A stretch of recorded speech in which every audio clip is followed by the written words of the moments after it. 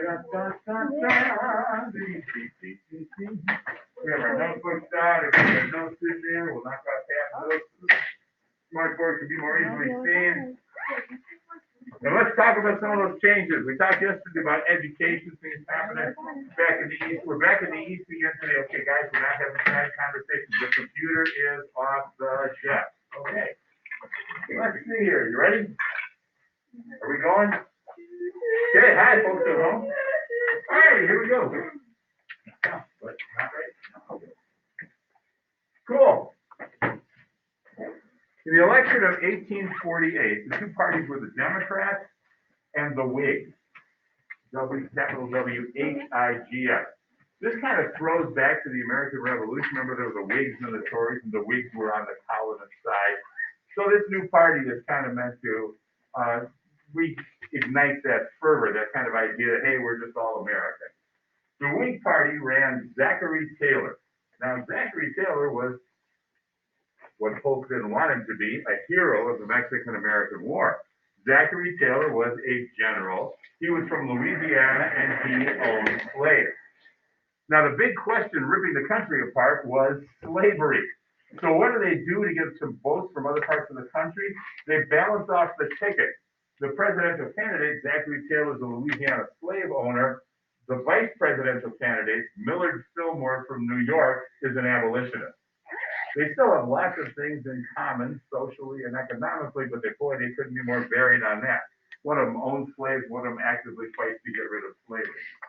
The Democrats ran someone named Lewis Cass, who for the purpose of seventh graders, so I check it at the office. Thank you. For the purpose of seventh graders, he's just kind of a footnote in history, but he came up with one huge idea, which he ran on, the idea of popular sovereignty. What does popular mean? A lot of people like it. Okay, what does sovereignty mean? What does it mean when something's sovereign? I'm gonna guess, and to put them together, something that's not very popular. No. Sovereignty means rule. The king is the sovereign over his country. So popular sovereignty means what most people want, that's what they get. That's what rules. Now let me explain this to you. Okay, take a deep breath. Let me see if I can do this without actually touching the board and moving the map. Can you see this right here? All right. Now, in the Compromise of 1820, they had said, all right, we're going to give you the state of Missouri, but we're not going to give you any other slave area in the Louisiana Territory. So right here, cutting off at the bottom of the state of Missouri at 36 degrees, 30-minute latitude, that's no more slavery in the Louisiana Territory. So we're talking right now just about the Louisiana Territory. Since then, the United States has picked up the Southwest from the Mexican cessation, and they picked up Oregon from Britain. So the country's bigger. They got to figure out what's going to happen with slavery over there. Well, Lewis Cass's idea is, why should the people now, in the 1850s, why should they be under the rules made by people back in 1820? So we should change this a little bit. And when each of these territories becomes a state, when a new state is formed, the people of that state should vote and decide whether they want to be a free state or a slave state. That's what popular sovereignty is. The idea that when each new state is formed,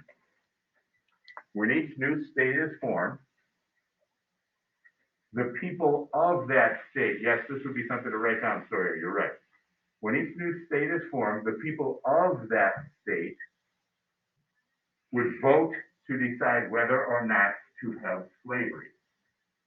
When each new state is formed, the people of that state would vote whether or not to have slavery.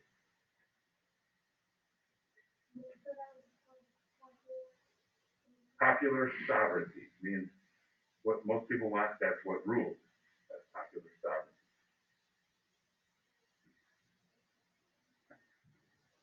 Zachary Taylor won the election. So the Whigs came into office, and Zachary Taylor was another one of those presidents who didn't live long. He was elected in 18, or he was, appointed in 1850 and died in 1850. So he didn't make it very long.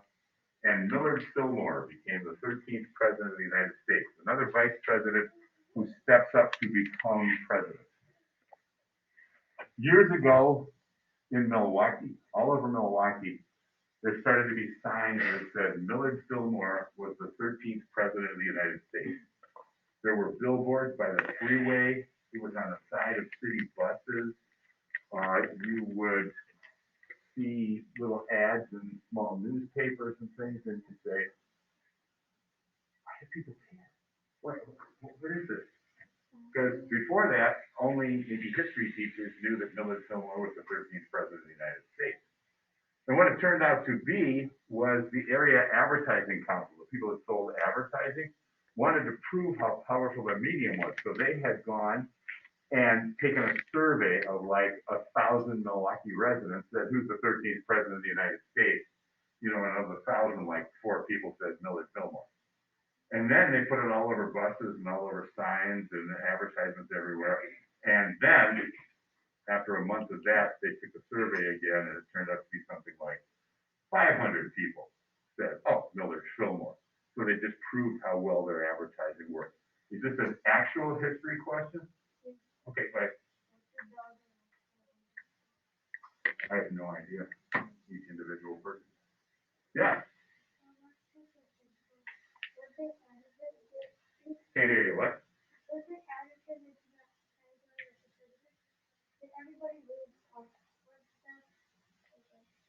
When the vice president becomes president? No, that's the only move it makes.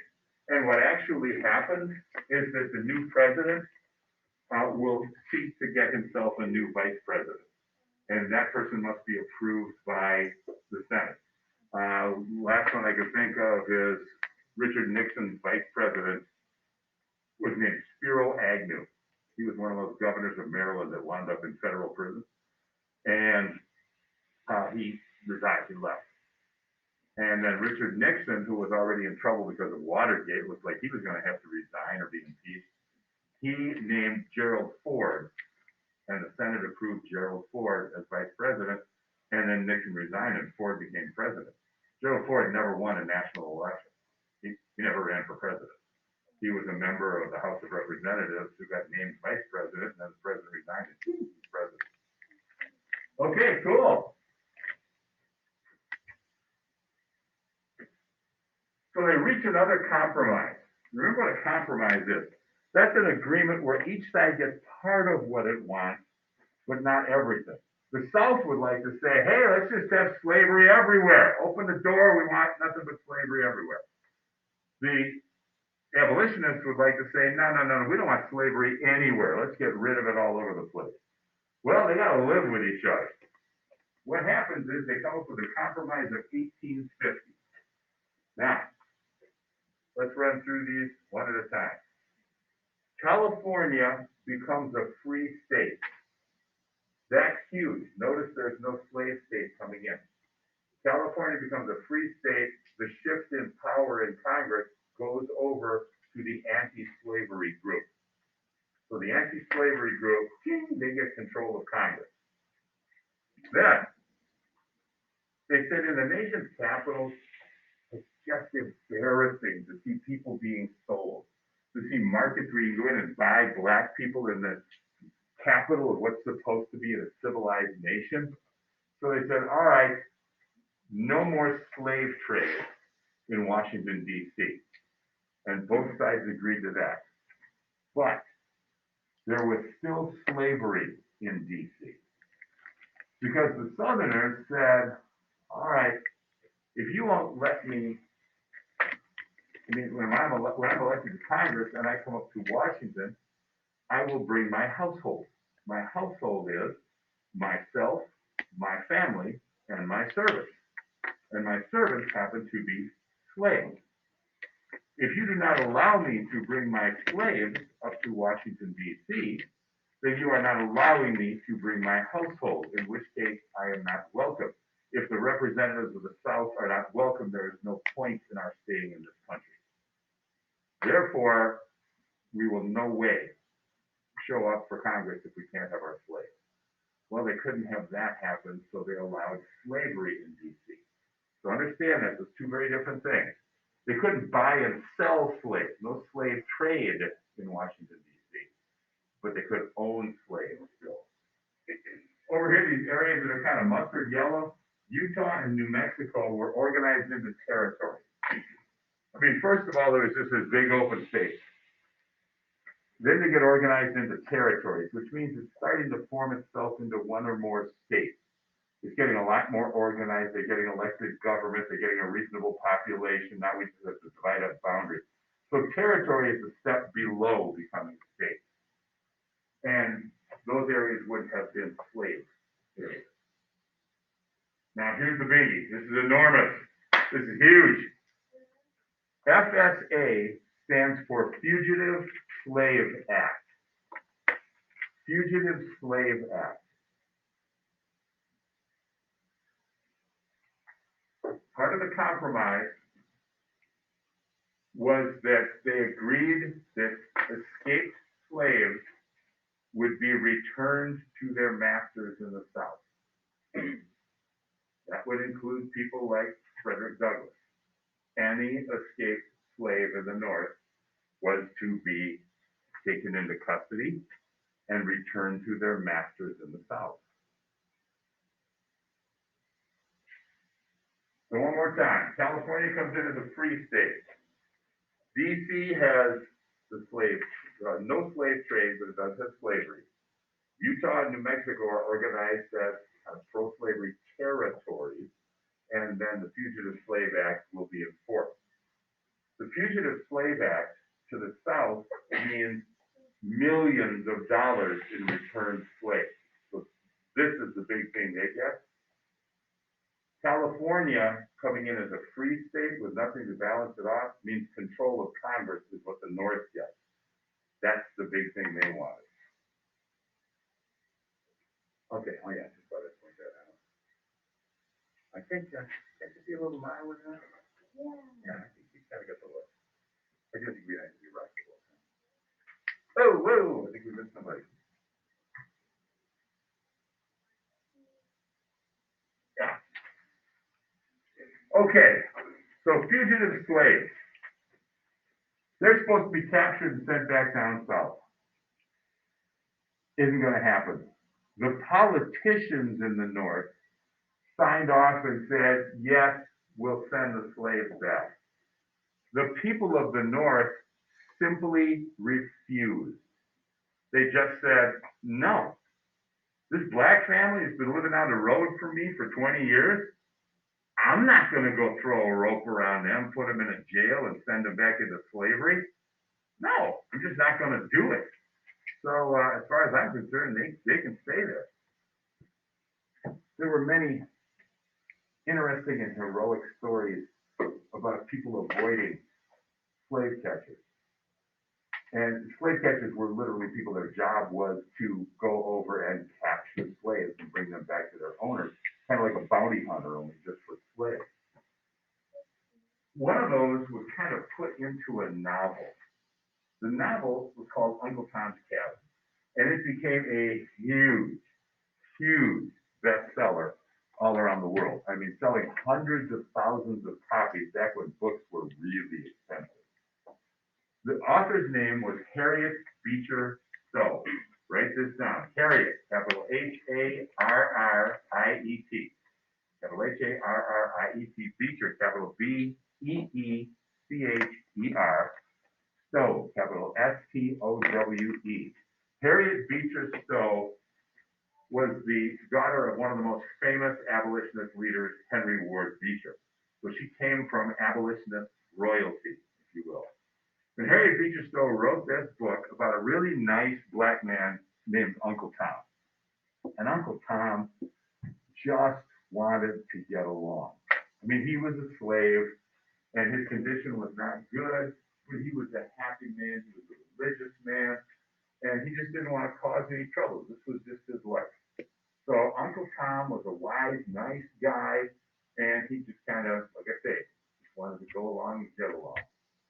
But Uncle Tom's master was not such a nice guy, and he was irresponsible, and he had to sell Uncle Tom. And he sold Uncle Tom what's called down the river. See, the Mississippi River, the slaves were up here toward the northern part. The conditions were much better. The climate is much better. The kind of work they did would be much healthier.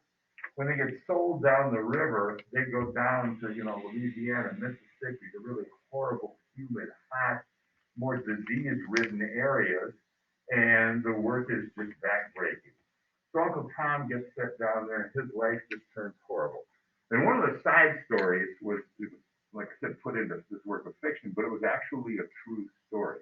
The name of the character in the book was Eliza, who was a young black woman, a slave, who had just had a baby. And she decided, I do not want my baby to grow up a slave. And so Eliza decided she would make her escape. And she came running up here.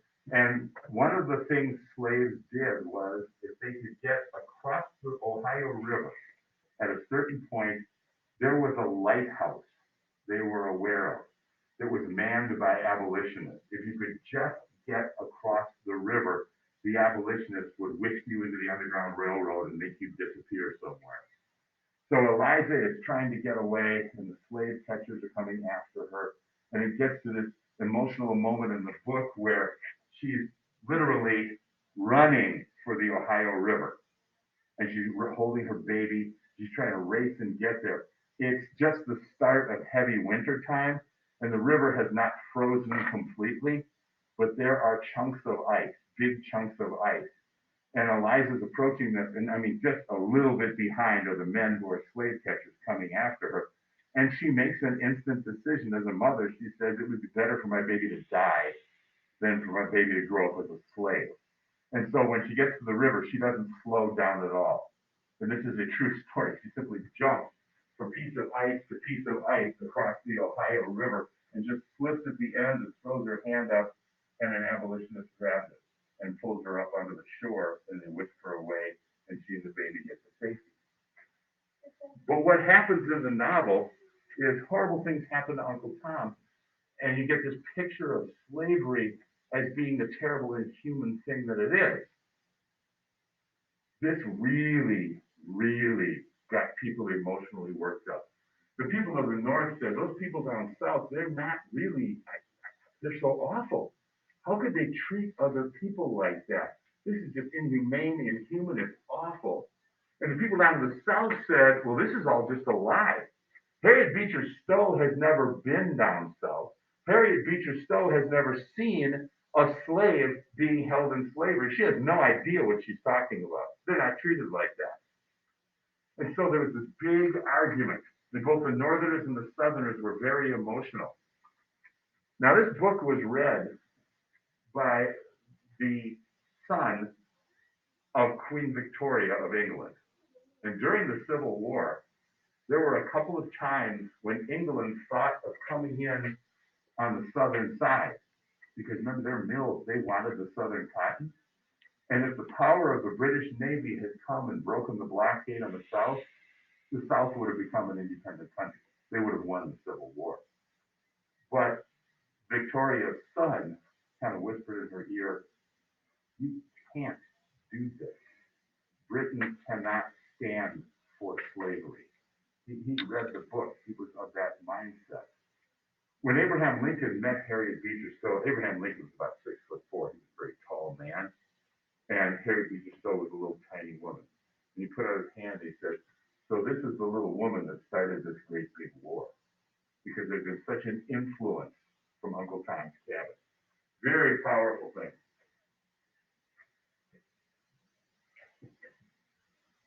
Yes, sir. What was the name of Harriet Beecher Stowe's like dad?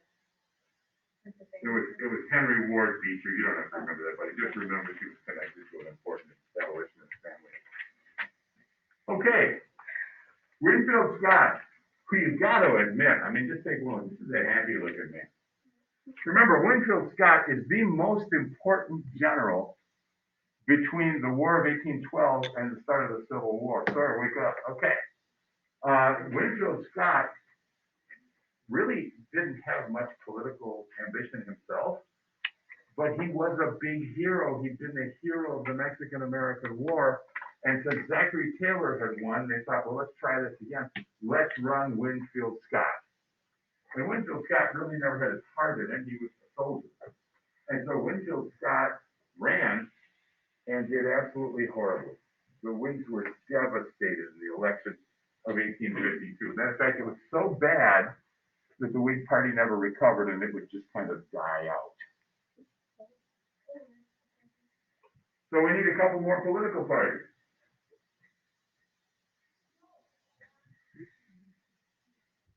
Oh, we jump in here.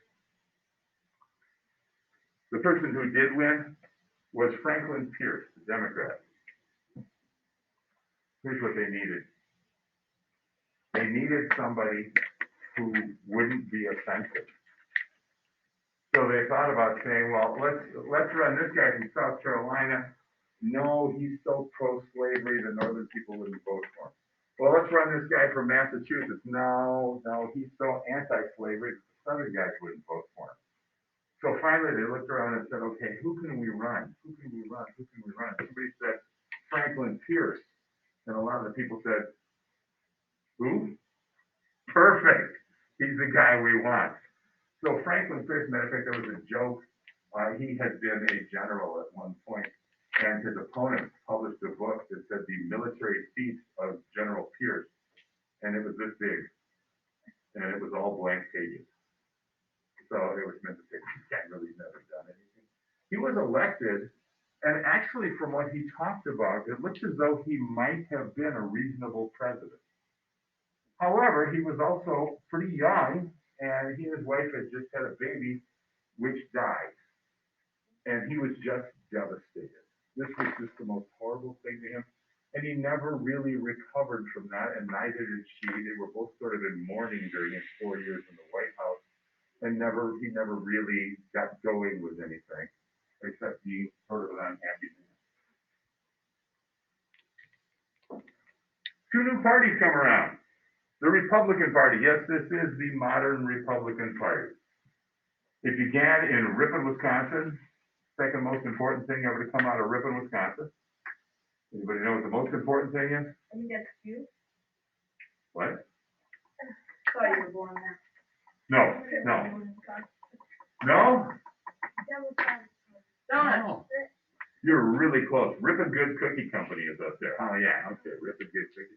Have you ever gone to the store and where you can buy 6 Pepperidge Farm cookies or 2 from the bakery? Or one of those packages that has 375 sandwich cookies in it? Yeah, those are Ripon Good cookies. Okay, the ones where you can buy a million of them because there are actually no real ingredients in them. I think they're made at Dow Chemical Company. Anyway, So,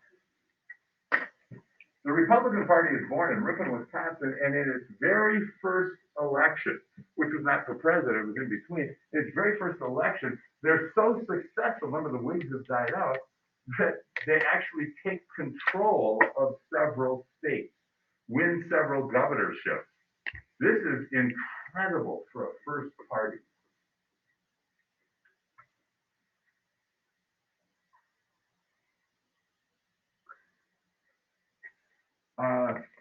The closest thing we've had in years was when George Bush and Bill Clinton were running against each other. And there was a third party candidate, Ross Perot, this little man here with the big ears. Ross Perot was kind of an impressive individual. He's like the ultimate computer salesman of all time. Computer companies give their salesmen this is what you have to sell in a year. And it was millions of dollars because he was a top salesman. And in the last year that Ross Perot sold, he met his yearly quota January 1st. Oh, God. That's a pretty good salesman. So anyway, Ross Perot, he started this thing called the Reform Party. Many people think that's why senior George Bush didn't get a second term and why Bill Clinton became president, because Ross Perot took enough votes away from senior Bush. But they kind of was a hodgepodge, and they never won any really big election, except they did have somebody elected who was governor of Minnesota. Who else would you pick to become your governor except Jesse the Body Ventura? He was a professional wrestler, and then he did it as a guy in a couple of Arnold Schwarzenegger movies, just pumping up and blowing things up. And naturally, that would be a perfect fit to become the governor of Minnesota. So, those are the Republicans, not Jesse the Body, who was the Republican. But the small party that really shoots out and becomes a national party immediately. The other party, worth noting, was the Know Nothings. And Omar says, and laugh, the party where I would feel at home. The Know Nothings. No. Today. Now, don't just say something to hear yourself talk. If I went up to you and I was a newspaper reporter or a TV reporter, and I said, so tell us about what happened at your house, and you weren't supposed to talk about it, what would you say? What do they always say? No comment. No comment. No comment. No comment. I know nothing is not the old equivalent of no comment. So tell us about this. I know nothing. I know nothing. I know nothing. So it's not like these were just a bunch of stupid people. These were a bunch of people who were kind of secretive, didn't tell what they were doing. They actually this party came from secret society. Just a second, if there's secret, how do you know about them? They came from secret societies, and they had one thing in common. They did not like Catholics, and they did not like foreign-born people. They wanted to keep America pure Protestant white. Nobody else. That's what we want. No Catholics, no foreign-born. Okay. Let's see if you guys can think your way through this. Don't just say it. Raise your hand. What two areas would they be popular? The north? Where in the north? The north. Why? For the immigrants? Which immigrants? You're right, but The immigrants. no, someone specifically. No, the Northeast more. Are there a lot of Hispanics in the Northeast? No. Where are there a lot of Hispanics?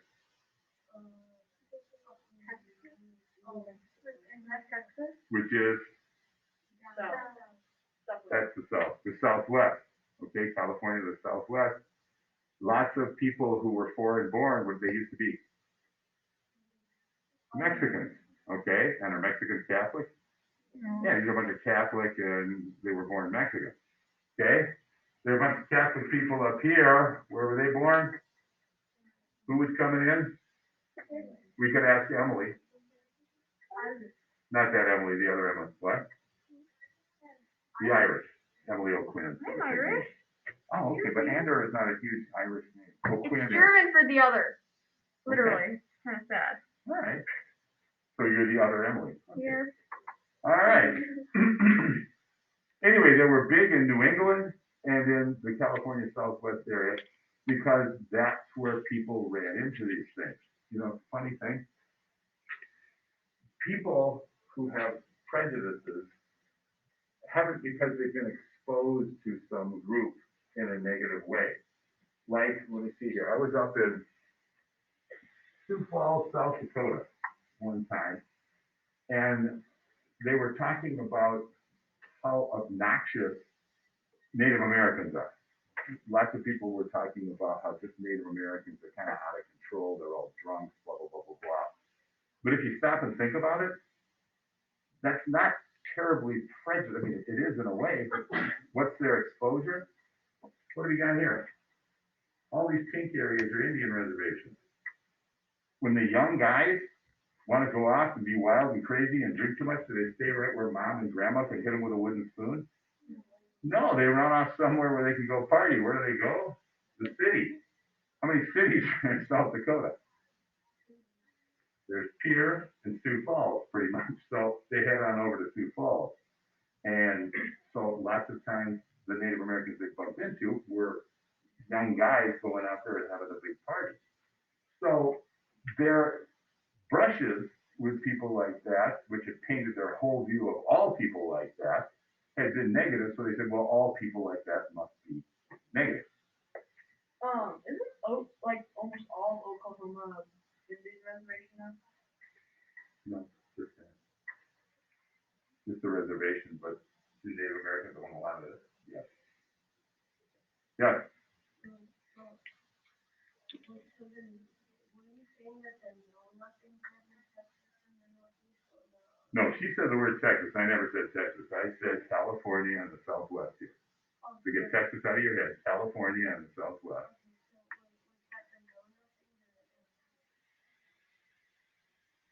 What are we talking about?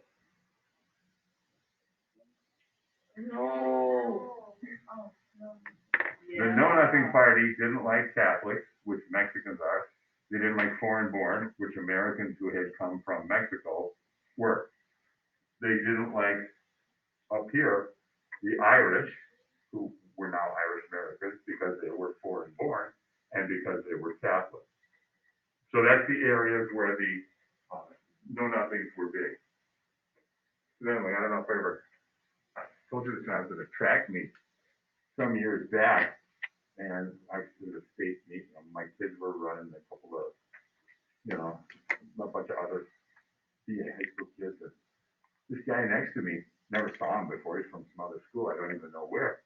He said, so, you with Brookfield Academy? I said, yeah.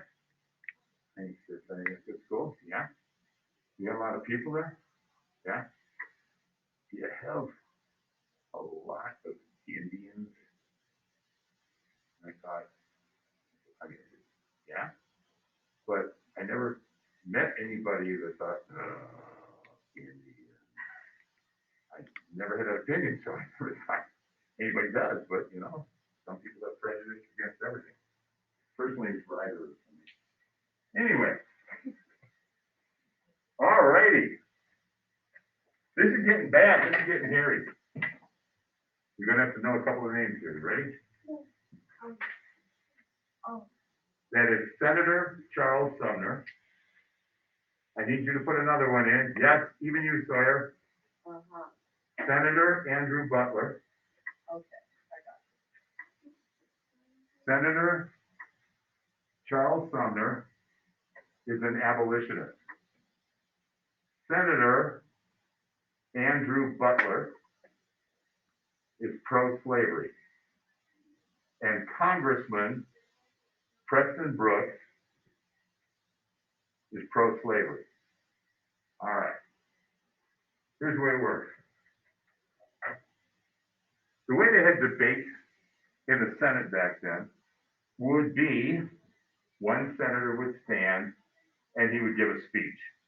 He would make his points about, in this case, if it was Charles Sumner, he would say things about why we should end slavery. And then, after having prepared his thoughts, a couple weeks later, Andrew Butler from South Carolina, the pro-slavery guy, would stand up and he would give a speech kind of refuting the points that Sumner had made and giving some new ones why we should have slavery. And then a couple weeks later, Sumner would stand up and he would give a speech refuting what Andrew Butler did. And these two had debated each other for years. And they had, it's just the standard thing that happens in the Senate. One day, Andrew Butler was called away, the pro-slavery senator from South Carolina. He was not in the Senate. And Senator Charles Sumner gave a speech, and he refuted what Butler had said, but then he also made some personal attacks on Andrew Butler. So if I were debating with Gus and I said, that I think that recess should be shorter because I think kids get enough exercise. I think the recess should be shorter because we should use as much classroom time as we can. I think recess should be shorter because we have a lot of fat children, so they shouldn't eat much. And Gus came back and he said, children need their nutrition and children need their exercise. and children just need a break from the rigors of academia, and by the way, you're a fat clown. Now, as long as we had just arguing about facts or about opinions, that was one thing. But when it became personal, then it's something else. And Andrew Butler was not there to answer for himself. Now, the way the Capitol building in Washington, D.C. is set up is on one side is the Senate. On the other side is the House of Representatives. Andrew Butler's nephew, Congressman Preston Brooks, was in the House of Representatives. And word quickly spreads between the two chambers, and word came down, hey, this Sumner guy just insulted your uncle, and your uncle's not there to do anything about it. And so, the following day, Congressman Preston Brooks walks over to the Senate. And he's a congressman. Nobody thinks anything about it. They pass back and forth into each other's chambers. He walks into the Senate, and he's kind of doing the faction of the day. That is, he's carrying a heavy walking stick. He's a heavy walking stick with a metal head, and he simply walks up behind Senator Charles Sumner and starts beating him with the cane. And he beats him down onto the floor, and he keeps beating him and beating him and beating him until people pull him off. It would take Charles Sumner more than a year to recuperate from the beating he took. Now, in the meantime, the people of his state, Massachusetts, did not want anybody else. They kept him in office, but they weren't really represented then because he was recovering. Preston Brooks had prepared a letter of resignation. He simply walked back over to the House of Representatives, handed his resignation to the Speaker of the House, went outside, got on his horse, and rode back to South Carolina. Nobody's going to turn him over to the authorities in South Carolina because he was doing this for his uncle's honor and for slavery. He gets down there, they hold a special election because he's resigned from Congress, where the South Carolinians immediately elect Preston Brooks, their congressman. They immediately vote to return him. So he comes back to Washington, and if you remember from the Constitution, someone going to and fro the meetings of Congress cannot be stopped. So he gets to come in and just do his regular congressman duties. And from all over the South, he received gifts of hardwood canes with little notes that said things like, next time beat him with this, next time don't stop till you kill him. If you need a bigger one, let me know. So you have to understand what's going on here.